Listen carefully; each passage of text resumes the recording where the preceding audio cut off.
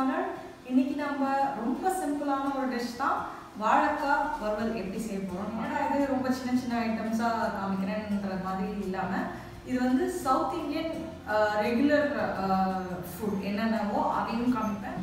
ஃபர்தரா நான் வந்து Maharashtrian food, Gujarati dishes, Rajasthani dishes, அதுக்கடுத்து Karnataka dishes, already few Karnataka dishes add பண்ணியிருக்கேன். இது இல்லாமல் ஆந்திரா டிஷ்ஷஸ், இது ரெகுலராக என்னென்ன items Andhra dishes for example pesarattu வந்து அவங்களுக்கு ரெகுலர், ஆனால் நம்ம என்னைக்காவது ஒரு நாள் செய்வோம். ஸோ அந்த மாதிரியான ஐட்டம்ஸ் ஃபார் யுவர் ஐடியா நான் போட போகிறேன். அண்ட் தென் மற்ற நார்த் இந்தியன் டிஷ்ஷஸ், அந்த மாதிரி இந்தியாவில் ஒரு செக்ஷன்லேயும் எதாவது வந்து கலோக்கியல் ஃபுட்டோ அது எல்லாத்தையுமே நான் ஒன்றா காமிக்க போகிறேன். நார்த் இந்தியன் டிஷ்ஷஸ் சிலது, டெய்லி யூஸ்க்கு டெய்லி பிரேக்ஃபாஸ்ட் ஐடியாஸ், அந்த மாதிரியான விஷயம்லாம் காமிக்கிறதுனால இன்னைக்கு நம்ம வாழைக்காய் வறுவல் ரொம்ப ஈஸியான ஐட்டம், மறந்துருந்தாலும் திருப்பி செய்கிறதுக்கு இப்போ காமிக்கிறேன், வாங்க பார்க்கலாம். அதே மாதிரி இப்போ நான் இன்க்ரீடியன்ஸ்லாம் காமிக்காமல் டைரெக்டாக இன்க்ரீடியன்ஸ் கம் ப்ரொசீஜர் ஒன்றா சேர்த்து காமிச்சிட போகிறேன், பார்க்கலாம். இது வாழைக்காய் ஃப்ரைக்காக வாழைக்காவை ரவுண்ட் ரவுண்டாக ஸ்லைஸாக கட் பண்ணி வச்சுட்டு அதில் கொஞ்சோண்டு இஞ்சி பூண்டு பேஸ்ட்டு, கொஞ்சம் மிளகாத்தூள், கொஞ்சம் மஞ்சத்தூள், ஒரு சிட்டிகை பெருங்காயத்தூளையும் போட்டு கலந்தே வச்சிடணும். உப்பும் சேர்த்துக்கலாம் டேஸ்ட்டுக்கு. இது எல்லாமே டீஸ்பூன் அளவுக்கு தான். நீங்கள் எவ்வளோ குவான்டிட்டி ஆஃப் வாழைக்காய் எடுத்துக்கிறீங்களோ அதுக்கேற்ற மாதிரி. ஒரு டீஸ்பூன் மிளகாத்தூள், ஒரு 1/4 டீஸ்பூன் மஞ்சத்தூள், 1/4 டீஸ்பூனோட கம்மி பெருங்காயத்தூள், இஞ்சி பூண்டு பேஸ்ட் கலந்த மாதிரி ஒரு டீஸ்பூன்.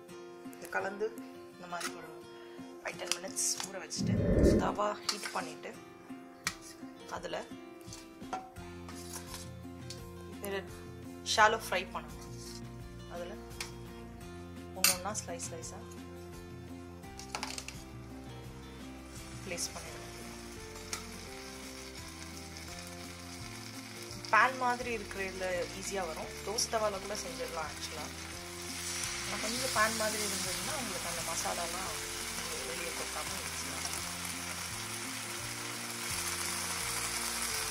அதை பார்த்தீங்கன்னா சின்ன பேன் பேன்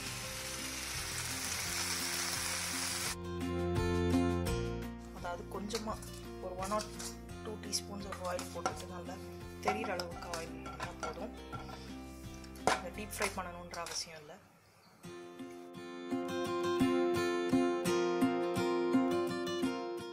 கையாலையும் போட்டுடலாம், இல்லைன்னா இந்த மாதிரி ஸ்பூனு சின்ன கத்திரிக்காய் வாட்டமாக வச்சுட்டு கரெக்டாக ஸ்ப்ரெட் பண்ணி வச்சுட்டு கொஞ்சம் ஹீட் ஆனவங்க சிம்மில் வச்சுக்கிட்டு அப்படியே ஃப்ரை பண்ணி டார்க் ப்ரௌன் ஆகாமல் ஹீட் ஏறினோடனே சிம் மீடியம் பண்ணி வெறும் ப்ரௌன் ஆகிற மாதிரி எடுக்கணும். அவ்வளோதான் இதோட டெக்னிக். இதில் கொஞ்சம் எக்ஸ்ட்ரா ஆயில் போட்டு தான் ஆகணும், ஏன்னா அது வேகிறதுக்கு தண்ணி எதுவும் போட போகிறது. இது இப்படி பண்ணிவிட்டு க்ளோஸ் பண்ணி வச்சிடலாம். இப்படி க்ளோஸ் பண்ணி வச்சா உங்களுக்கு இது மேலே இருக்கிற ஆவி அதுக்கு வேகிறதுக்கு ஈஸியாக இருக்கும். ஸோ இன்னொரு வாட்டி அந்த சைடு திருப்பி போட்டால் ரெடி ஆகிடும். ஸோ இப்போ பார்த்தீங்கன்னா அந்த ஃபர்ஸ்ட் சைடை இப்போ தான் திருப்பியிருக்கேன். ஸோ இந்த அளவுக்கு லைட்டாக ப்ரௌன் ஆனால் போகும். இந்த சைடு திருப்பிடுங்க. இப்போ அந்த சைடு வேக ஆரம்பிக்கும். கடைசியாக ஒரு 2 times அந்த சைடு இந்த சைடும் வேக வச்சு எடுத்தால் கரெக்டான ப்ரௌன் ஸ்டேஜில் வரும். பக்கத்துலேயே நிற்கணுன்ற அவசியம் இல்லை, சிம்மில் வச்சா. ஸோ இப்போ சிம்மில் வச்சா அந்த சைடு ப்ரௌன் ஆகட்டும். இப்போ க்ளோஸ் பண்ணி வச்சுக்கலாம் திருப்பி ஒரு 5 minutes.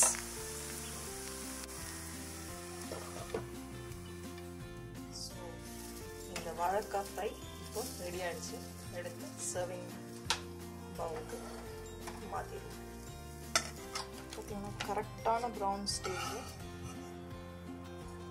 எடுத்துச்சு.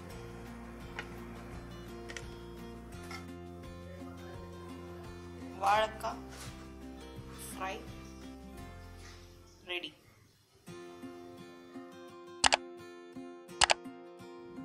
நான் ஆல்ரெடி சொன்ன மாதிரி not only south Indian dishes, நான் கொஞ்சம் கொஞ்சமாக இந்தியன் டிஷ்ஷஸ் எல்லாத்தையும் கவர் பண்ண ஆரம்பிப்பேன்.